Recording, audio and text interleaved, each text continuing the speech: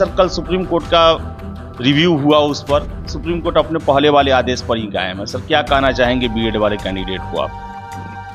देखिए, जैसा मैंने अपने पिछले प्रेस कॉन्फ्रेंस में भी बताया था, देखिए मैं बिल्कुल मौका दूंगा, क्योंकि मैंने पहले भी प्रेस कॉन्फ्रेंस में बताया है कि जो लोग दोनों किए हुए हैं, बीएड और डीएलएड दोनों किए हुए हैं और प्राइमरी में वो अपना अप्लाई भी किए हैं, तो उनको हम मौका देंगे अपने डॉक्यूमेंट में परिवर्तन करने का। सुप्रीम कोर्ट द्वारा कह दिया गया है कि प्राइमरी स्कूल के लिए डीएलएड ही मान्य रहेंगे, तो सर क्या एक तरह से समझा जाए बीएड के लिए मुश्किल जो है रास्ता बंद होते हुए नजर आ रहा है? माननीय सर्वोच्च न्यायालय का आदेश 4 ऑप्शन और 5 ऑप्शन से 4 ऑप्शन करना और उसके बाद फिर से ये जिज्ञासा होना कि चौथे ऑप्शन में तो कहीं none of the above, all of the above या more than one of the above, इस तरह की बातें हों, तो मैं इसमें अभ्यर्थियों से ये कहना चाहूँगा कि इस तरह के और ये 4 ऑप्शंस हमें लागू किया। अब इस चौथा ऑप्शन इसमें क्या होगा, कुछ भी हो सकता है। मैं इसके बाद से मैं जानता भी नहीं हूँ और मैं इनकार भी नहीं करूँगा कि अगर उसने अपने आरक्षण कोटि को मान लें कि वो सर्टिफिकेट लगाया है बीसी का और गलती से उसने एससी अपना एंट्री कर दिया है, तो इस एंट्री को सुधार करने का हम मौका देंगे, लेकिन हम डॉक्यूमेंट अटैच करने का मौका नहीं देंगे। नया डॉक्यूमेंट अटैच नहीं कर सकते हैं। नमस्कार, आप देख रहे हैं द बिहार टॉप। मैं हूं आदेशपुरी। बिहार में 1,70,461 शिक्षक भर्ती का परीक्षा प्रक्रिया समाप्त हो गया है और अब आगे रिजल्ट देने की प्रक्रिया और उससे पहले की कुछ प्रक्रिया जो है वो पूरी हो रही है। हमारे साथ हैं बीपीएससी के अध्यक्ष महोदय हैं, अतुल सर हैं। सर सबसे पहले तो सर परीक्षा सर आपने इतना बड़ा ऑर्गेनाइज कराया और कोई भी इसमें सर विवाद नहीं हुआ, इसको लेकर सर आप पहले क्या कहेंगे? सर सबसे पहले इसको लेकर तो धन्यवाद देना चाहूँगा। इसमें सबका योगदान है और सबसे बड़ा योगदान तो अभ्यर्थियों का है कि उन्होंने काफ़ी कष्ट सह करके भी इस परीक्षा को शांतिपूर्ण तरीके से किया। सबका धन्यवाद है। सर आगे का प्रोसेस क्या है सर? जैसे कि जो बीएड वाले कैंडिडेट हैं जिन्होंने बीएड प्राइमरी स्कूल में डाल दिया था जबकि डीएलएड भी किए हुए हैं, क्या सर उनको आप मौका देंगे? सर देखिए, मैं बिल्कुल मौका दूंगा, क्योंकि मैंने पहले भी प्रेस कॉन्फ्रेंस में बताया है कि जो लोग दोनों किए हुए हैं, बीएड और डीएलएड दोनों किए हुए हैं और प्राइमरी में वो अपना अप्लाई भी किए हैं, तो उनको हम मौका देंगे अपने डॉक्यूमेंट में परिवर्तन करने का। और इसके साथ साथ हम सभी अभ्यर्थियों के लिए हम ये सुविधा देने जा रहे हैं कि वो अपने जो प्रविष्टियाँ उन्होंने जो भी एंट्रीज किया है, जैसे मैं एक उदाहरण दे दूँ कि अगर उसने अपने आरक्षण कोटि को मान लें कि वो सर्टिफिकेट लगाया है बीसी का और गलती से उसने एससी अपना एंट्री कर दिया है, तो इस एंट्री को सुधार करने का हम मौका देंगे, लेकिन हम डॉक्यूमेंट अटैच करने का मौका नहीं देंगे। नया डॉक्यूमेंट अटैच नहीं कर सकते हैं, लेकिन वो अपने जो पुराने जो डॉक्यूमेंट जो उन्होंने अपने आवेदन के समय लगाया था उसके हिसाब से अगर उन्होंने कोई गलत प्रविष्टि कर दिया है, कुछ गलत लिखा गया है, डेट ऑफ बर्थ में जैसे कुछ गलत लिखा गया है, तो इस तरह की प्रविष्टियों में सुधार करने का हम उनको बहुत जल्दी मौका देंगे। शायद हम लोग 1 तारीख से ही ये मौका दे दें उनको, 1 से लेकर के 3 दिन का, और ये सभी अभ्यर्थियों के लिए है। और इसमें सिर्फ अटैचमेंट का मौका हम सिर्फ उन्हीं अभ्यर्थियों को देंगे और वो भी सिर्फ क्वालिफिकेशन से संबंधित। जैसे हम लोगों ने कहा था कि बीएड अपियरिंग वाले अगर हैं तो वो उनको हम लोग अलाउ करेंगे, या सीटेट और एस्टेट वाले अगर हैं अपियरिंग कैंडिडेट तो उनको हम अलाउ करेंगे। तो उनका अगर आ गया हो अगर सर्टिफिकेट तो वो उसको अटैच कर सकते हैं। अगर उनका सर्टिफिकेट अभी नहीं आया है तो स्वाभाविक है कि वो अपना एडमिट कार्ड ही खाली लगा के रखे रहे होंगे, वो ठीक है, कि हम उनको मौका देंगे इस सर्टिफिकेट अटैच करने का। बाकी किसी डॉक्यूमेंट को अटैच करने का मौका हम नहीं देंगे।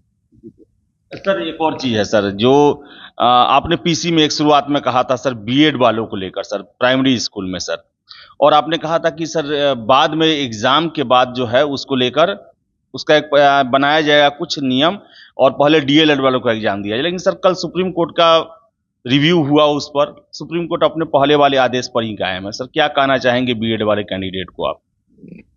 देखिए, जैसा मैंने अपने पिछले प्रेस कॉन्फ्रेंस में भी बताया था कि हम बीएड वालों को परीक्षा में भाग लेने का उनका अधिकार है, इसलिए हम उसका मौका बिल्कुल देंगे। और साथ साथ हमने ये भी कहा था कि परीक्षा फल हम नहीं पर अधिकार नहीं है उनका, इसलिए हम उसको रोक के रखेंगे जब तक कि संशय दूर नहीं हो जाता है। और आपने नोट किया होगा कि कई माननीय उच्च न्यायालयों के द्वारा भी यही स्टैंड लिया गया है। जैसे हम लोग देखते हैं कि छत्तीसगढ़ में और भी राज्यों में माननीय उच्च न्यायालय में जो भी विवाद इस तरह से गया, माननीय सर्वोच्च न्यायालय के इस आदेश के बाद, तो उन लोगों ने भी जो परीक्षा जो जिस स्टेज पर था उस स्टेज में अगर परीक्षा फल नहीं निकला हुआ है तो बीएड वाले अभ्यर्थियों का परीक्षा फल को रोक दिया था। यही स्टैंड हम लोगों ने भी ले रखा है। और अब जैसा कल हमें भी जो सूचना मिली है और अगर उसका हमारे पास हमें आदेश की प्रतीक्षा है, संशय जैसा दूर हो जाएगा तो स्वाभाविक है कि हम उसके हिसाब से माननीय सर्वोच्च न्यायालय के आदेश के अनुपालन में हम उसी हिसाब से अपना रिजल्ट निकालेंगे।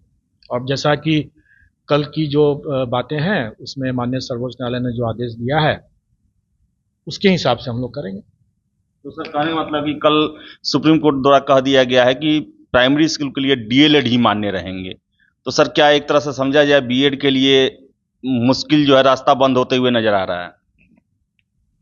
माननीय सर्वोच्च न्यायालय का आदेश सर्वोपरि है, उसको सबको मानना है, तो उसमें मैं कोई टीका टिप्पणी तो कर नहीं सकता हूँ, नहीं कोई अतिरिक्त संभावनाओं के बारे में कुछ कर सकता हूँ, इसलिए वो सबको मानना है और हम भी मानेंगे।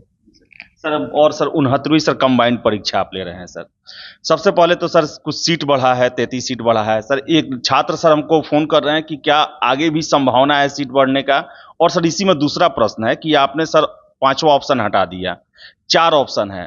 अब छात्रों को यह लग रहा है कि अब कहीं ऐसा तो नहीं कि आप हर एक प्रश्नों में चौथे ऑप्शन में जो पहले का 5वां था उपयुक्त में से सभी या कोई नहीं, उसको तो नहीं डालने वाले हैं सर?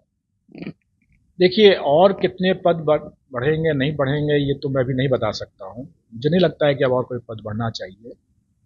और जहाँ तक 4 ऑप्शन और 5 ऑप्शन से 4 ऑप्शन करना और उसके बाद फिर से ये जिज्ञासा होना कि चौथे ऑप्शन में तो कहीं none of the above, all of the above या more than one of the above, इस तरह की बातें हों, तो मैं इसमें अभ्यर्थियों से ये कहना चाहूँगा कि इस तरह के चीज़ों के बारे में ज़्यादा चिंता नहीं करनी चाहिए। उनको अपनी पढ़ाई पर और उन पर ध्यान देने की ज़्यादा आवश्यकता है, क्योंकि ये सब चीज़ पूछना का मतलब ही है कि वो तुक्का लगाने की प्रवृत्ति को एक्चुअली वो प्रवृत्ति को बढ़ावा देने की बात कर रहे हैं या उसकी तरफ सोच रहे हैं वो। मैं ये कहूँगा कि जैसे यूपीएससी भी और दूसरे राज्यों में भी जहाँ भी 4 ऑप्शंस रहते हैं, क्या वहाँ पर all of the above, none of the above या more than one of the above के इस तरह के चौथा ऑप्शन नहीं रहता है क्या? बिल्कुल रहता है। इसलिए ये 4 ऑप्शन या 5 ऑप्शंस का जो विवाद था वो एक्चुअली में वो बेबुनियाद था, लेकिन लोगों की बहुत ज़्यादा डिमांड थी और एकरूपता बरतते हुए भी हम लोगों ने सोचा कि ये जो गलत मैसेजिंग जो हो रहा था कि ये आयोग जो है बीपीएससी जो है वो जानबूझ करके अपनी गलतियों को छुपाने के लिए इस तरह से रख रहे हैं, तो इस गलत मैसेजिंग को दूर करने के लिए मैंने कहा कि मैं ठीक है, मैं 4 ऑप्शंस, और ये बात हमने शायद फरवरी मार्च महीने में ही किसी प्रेस कॉन्फ्रेंस में मैंने कहा था कि हम लोग इस पर विचार करेंगे, तो हम लोगों ने विचार किया और ये 4 ऑप्शंस को हमने लागू किया। अब इस चौथा ऑप्शन इसमें क्या होगा, कुछ भी हो सकता है, मैं इसके बाद से मैं जानता भी नहीं हूँ और मैं इनकार भी नहीं कर सकता हूँ। इसलिए अभ्यर्थियों को अपने पढ़ाई पर ध्यान देना चाहिए और इस तरह की चीज़ों पर ज़्यादा ध्यान देने की जरूरत नहीं। तो अतुल सर थे और इन्होंने साफ कहा, बताया कि टीचर भर्ती प्रक्रिया में आगे की क्या प्रक्रिया बाकी है और क्या क्या करना है। आप आयोग की वेबसाइट को देखते रहें तो वही आपको बता दें कि 69वीं में अब सीट बढ़ने की संभावनाएं अब 9 के बराबर है। इसके साथ साथ चौथे ऑप्शन पर आप 5वें ऑप्शन को लेकर आप प्रश्न कर रहे थे, तो 5 ऑप्शन में से एक ऑप्शन हटा दिया गया है, लेकिन चौथा ऑप्शन जो है वो उस पर ज़्यादा ध्यान देने की जरूरत नहीं है, पढ़ाई करने की जरूरत है। तो फिलहाल इस वीडियो में इतना ही। वीडियो पसंद आया लाइक शेयर करें, हमारे चैनल द बिहार टॉक को सब्सक्राइब जरूर कर लें। धन्यवाद।